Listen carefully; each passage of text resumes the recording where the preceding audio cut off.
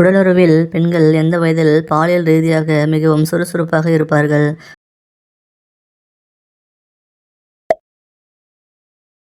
உடலுறவுக்கு தயாராகும் பெண்களின் நடத்தைகள் எப்படி இருக்கும்?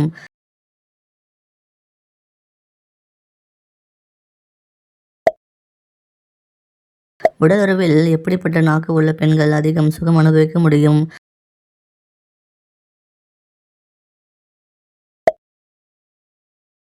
உடலுறவின் போது எதை பயன்படுத்தினால் உச்சகட்டம் எளிதாக பெற முடியும்?